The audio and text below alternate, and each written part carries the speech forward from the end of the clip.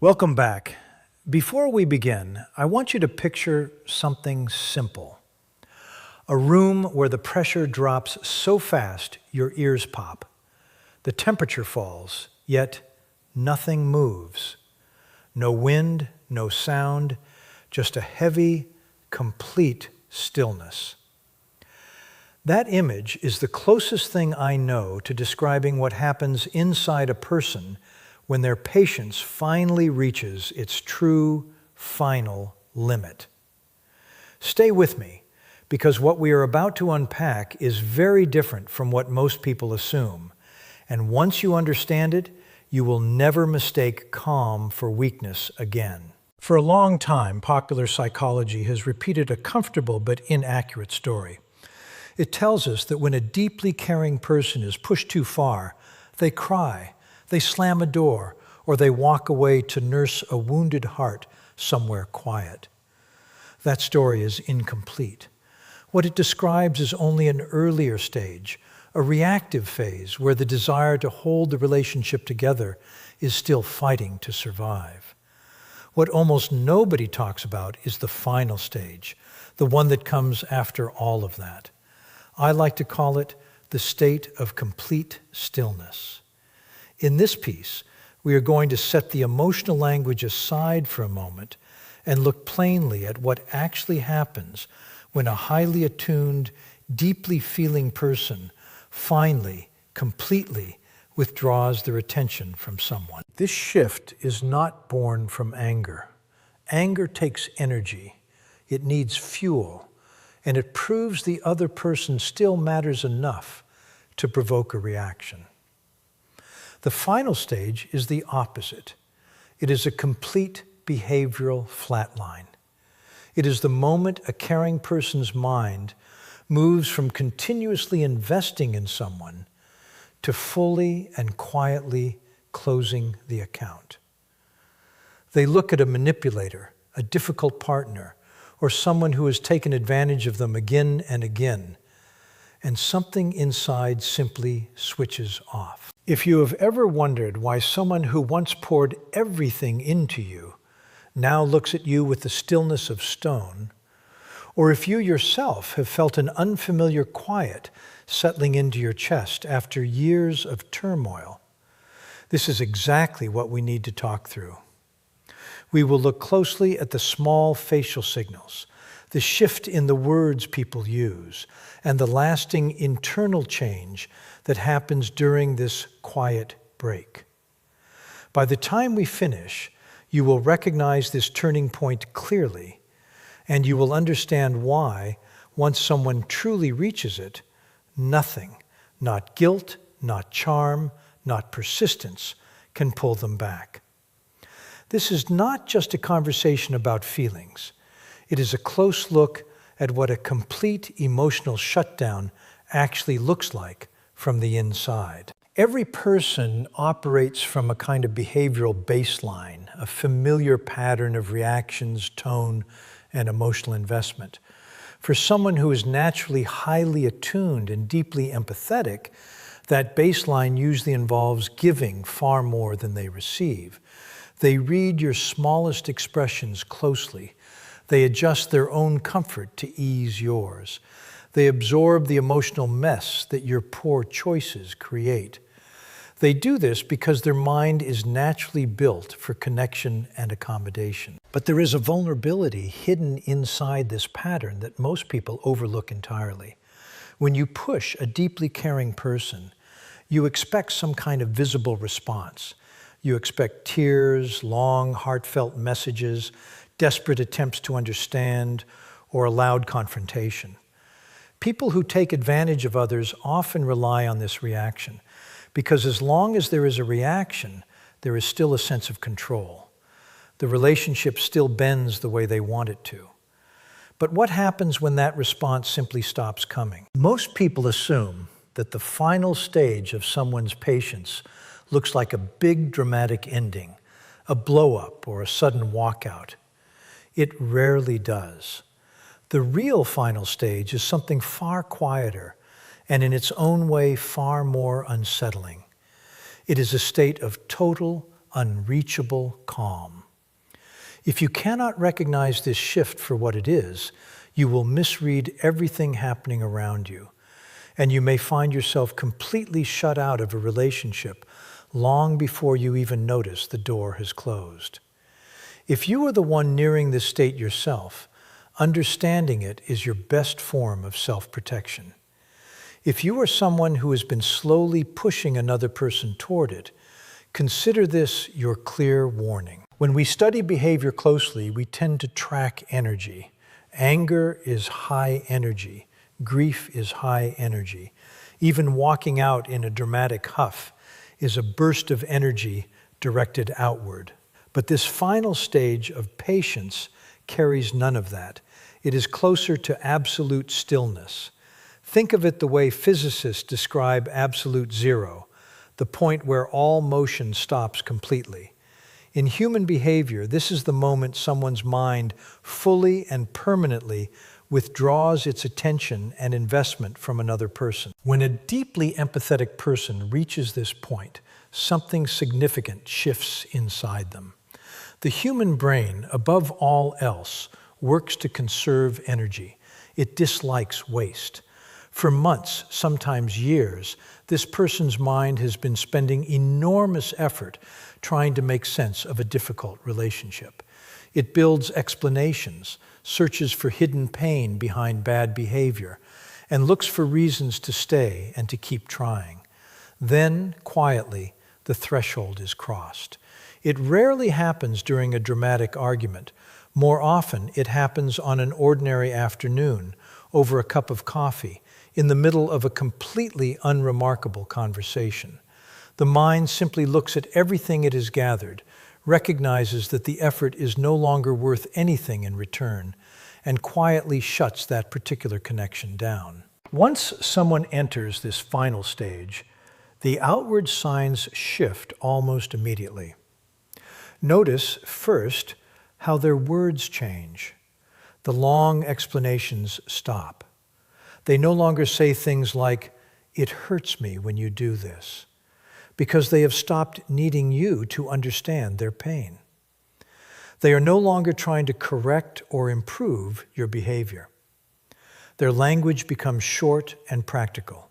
Yes, no, fine, I understand. There is no rise and fall in their voice, no visible tremor, no lingering resentment underneath it. It sounds almost like a flat, steady tone with nothing behind it. Next, watch their expressions. When someone is still emotionally invested, their face shows small, constant signals, flickers of hurt, hope, frustration. In this final stage, the face settles into something calm and even. Their blink rate becomes steady. When you look into their eyes, you are not looking at someone who is upset with you. You are looking at someone who is simply looking past you.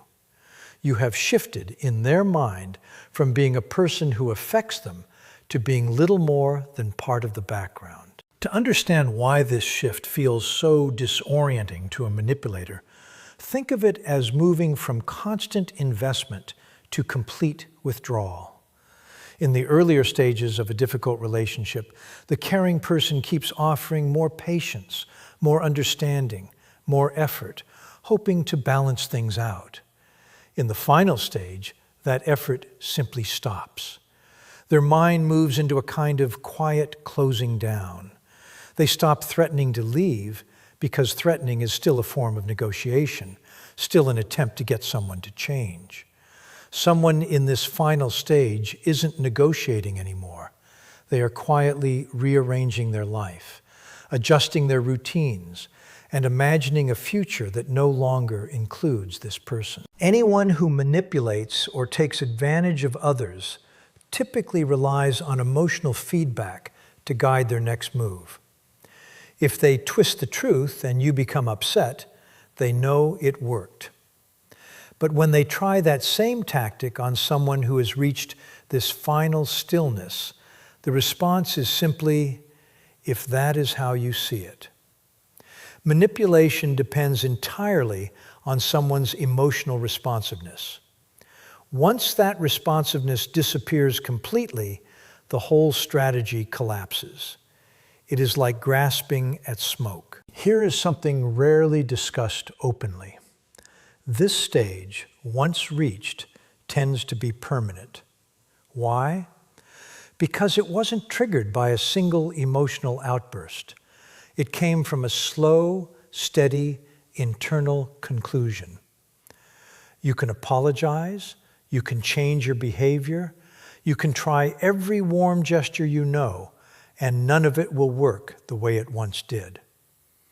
When someone is angry, you can often soothe them. When they are sad, you can comfort them.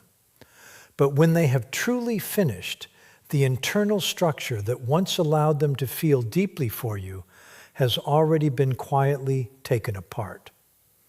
They still feel compassion for the world around them, for a stray animal, a stranger at a shop counter, a close friend.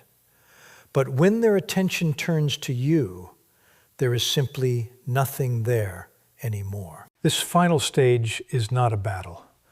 It is closer to an empty, silent town. It is the quiet realization that the person who used to fight so hard for the relationship has simply stopped looking for a way back. If you recognize this stillness building inside yourself right now, understand that it is not a collapse. It is your own mind protecting you, finally taking back control from someone who never respected the space you gave them. And if you are the one who pushed someone to this point, understand something important. You did not win an argument, and you did not break their spirit. You simply wore down the mechanism that allowed them to keep caring.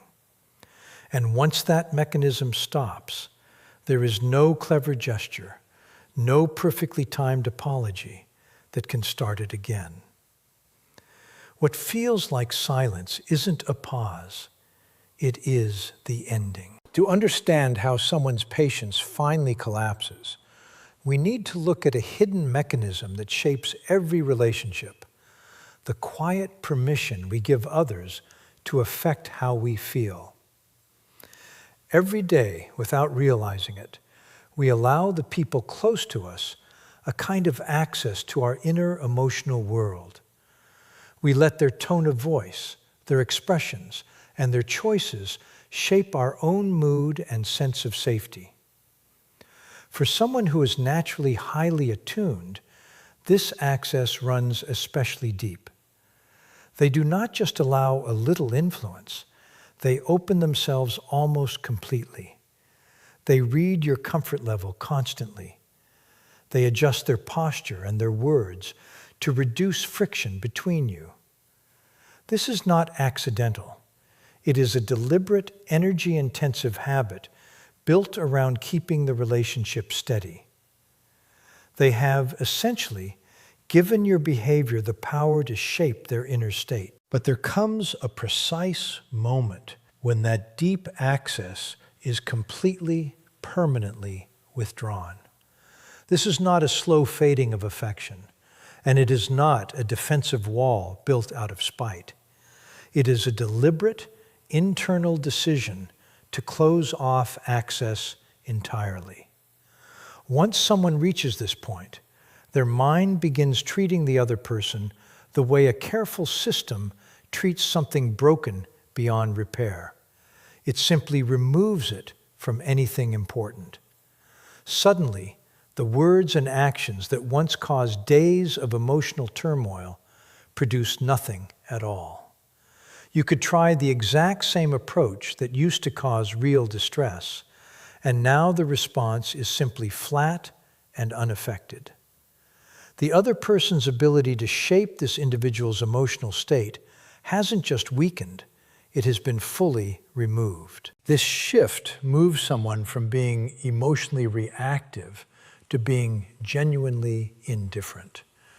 When someone is still crying, arguing, defending themselves, or even quietly suffering, they are still emotionally engaged.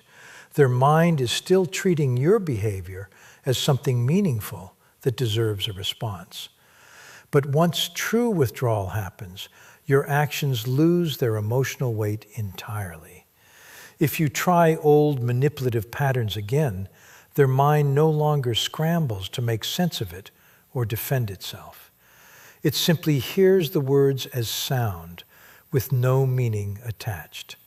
Your anger is no longer read as a threat or as pain needing comfort. It becomes background noise, no more significant than a passing sound outside a window. They stop wondering why you behave the way you do, because your behavior has stopped mattering to them at all. Their inner world has fully separated itself from your actions, creating a steady, unreachable distance that cannot be forced open through pressure or persistence, only reached through this deep internal shift. To properly understand this final stage, we also need to challenge a common misconception about anger. In everyday conversation, anger is often treated as the clearest sign that someone has truly had enough. We are taught to see raised voices, slammed doors, and sharp words as proof that a relationship has ended. But from a behavioral standpoint, this understanding has it backwards. Anger is not the end of investment in someone. It is often a strong, energetic reinvestment in it. When someone raises their voice at a partner or a friend, they are, in a way, communicating something important. You still matter to me. They are speaking loudly because they still hope to be heard. They are still fighting because part of them believes there is something worth saving, or that pressure might still change things. Anger takes real physical and mental energy. It raises the heart rate, floods the body with stress chemicals, and demands constant attention to the other person's reactions. The truth is, when someone reaches the actual end of their patience, the intensity does not rise. It falls completely. Real emotional closure carries no heat and needs no explanation. Someone who is still angry is still caught somewhere in an earlier stage, still emotionally connected enough to feel hurt by your actions. But when someone crosses into complete stillness, they realize that spending anger on you is no longer worth the cost. Yelling at a locked door does not open it. It only tires out the person yelling. As a result, the emotional temperature drops to nothing. The desire to explain themselves, defend their choices, or make you understand disappears completely. This absence of anger is exactly what unsettles someone used to manipulation. A manipulative person often knows how to work with anger. If you shout, they can call you unreasonable, use your reaction against you, or stir up another round of conflict. They understand the rules of confrontation. But once someone steps entirely outside of that space, the manipulator has nothing left to grab onto. The other person stops demanding explanations, stops setting ultimatums, and stops needing an apology or closure at all. They no longer require you to agree with their perspective or acknowledge their pain. This quiet, cool distance is the clearest sign that a boundary has been fully and completely closed. When someone moves from active emotional investment into lasting detachment, the change shows up clearly in how they communicate. If you pay close attention to the words people choose, you can often notice subtle shifts that reveal what is really happening beneath the surface. In earlier stages of a difficult relationship, a caring person's language is full of emotional detail, careful explanation, and gentle vulnerability. They might say things like, "I feel like you are not really hearing me," or "It hurts when you say things like that because I only wanted to help."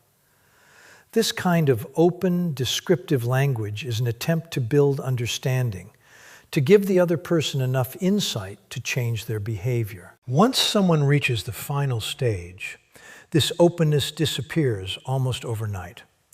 Their words become simple, direct, and stripped of emotion. The long, thoughtful messages meant to resolve conflict vanish, replaced by short, practical replies. When challenged or blamed, their answers shrink down to single words: yes, no, understood. This is not the sulky silence of someone trying to punish you. It is the complete removal of unnecessary effort. They have realized that offering explanation or emotional context to you no longer serves any purpose.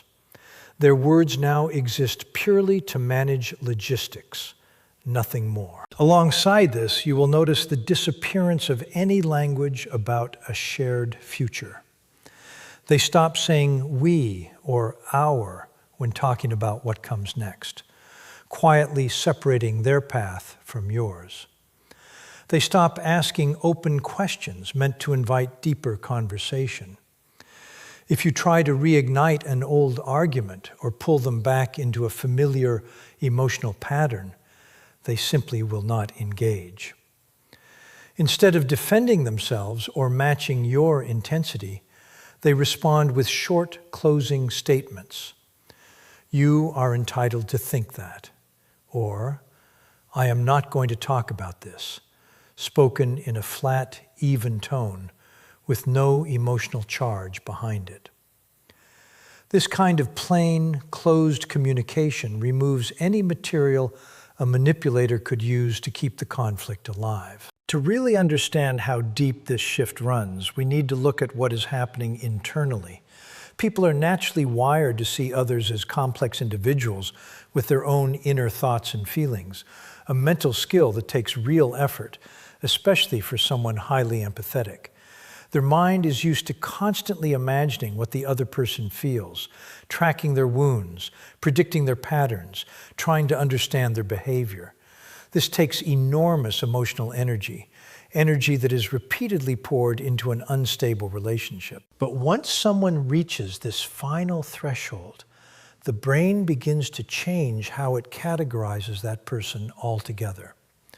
To protect itself from further depletion, the mind stops treating the other person as someone deserving of deep understanding and instead files them away as something closer to a predictable, impersonal obstacle. It stops trying to imagine their inner world because that effort has been deemed pointless. It stops searching for the hidden wound behind their behavior. Their actions are no longer read as personal. They become something closer to background weather, expected and unremarkable. This shift changes how someone reacts at a very basic level to the other person's presence. When you see someone as a complex individual you care about, their pain affects you and their anger unsettles you. But once the mind reclassifies them as simply a source of friction to be avoided, that emotional connection is severed. If a branch falls near you during a storm, you do not get angry at the branch. You do not try to explain your feelings to it, and you do not lose sleep wondering why it fell toward you. You simply notice it, step aside, and move on. This is very close to how someone in this final stage begins to experience a person who once meant everything to them. When that person shouts, lies, or tries old manipulative tricks, there is no spike of hurt or fear anymore.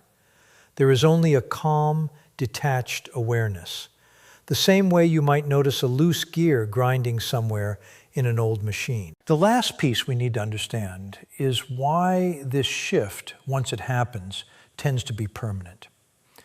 In many relationships, especially ones involving manipulation, the person doing the manipulating often believes that every wall is temporary, that every exit is just another negotiation, and that any emotional shutdown is simply a phase that time, charm, or persistence can eventually undo.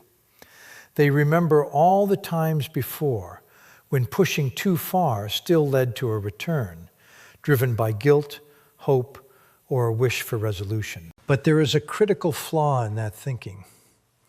When someone truly crosses this final line, they enter a state that tends to stay fixed, making old tactics completely ineffective going forward. To understand why this cannot easily be undone, it helps to remember that this is not simply an emotional reaction.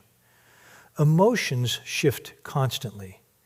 Anger fades, grief softens, resentment can sometimes be eased by a genuine apology or an unexpected moment of vulnerability. If this final stage were only driven by a spike of hurt or rage, then familiar tactics, sudden affection, disappearing and reappearing, playing the victim, shifting blame, might still work. Those tactics are built specifically to exploit someone's emotional responsiveness. But because this shift comes from a slow, steady, internal conclusion rather than a passing emotional wave, the openness that once made those tactics effective has already been quietly closed off. The part of their mind that once made space for this relationship has been gently but firmly set aside to protect their own well-being. When someone tries to reconnect after this point, using old memories, familiar jokes, or a convincing show of remorse, none of it lands the way it used to. The words are heard, but they no longer create any real reaction inside. There is no rush of nostalgia, no returning sense of obligation, no urge to fix things. They might watch the entire familiar cycle play out again, anger, tears, promises, anger again, and feel only a distant, almost curious detachment at how predictable it all is. The connection has been permanently set aside, not out of spite, but because the part of them that once made room for it simply isn't there anymore. The door is not locked out of anger. It is simply closed. That brings us to the end of today's exploration. If parts of this felt familiar, whether you recognized yourself as the one who kept giving long after it stopped being returned, or as the one who slowly pushed someone past a point they could never come back from, take a quiet moment with that before you move on. Understanding these patterns is often the first real step toward change, both in how we protect our own hearts and in how we treat the people who care about us.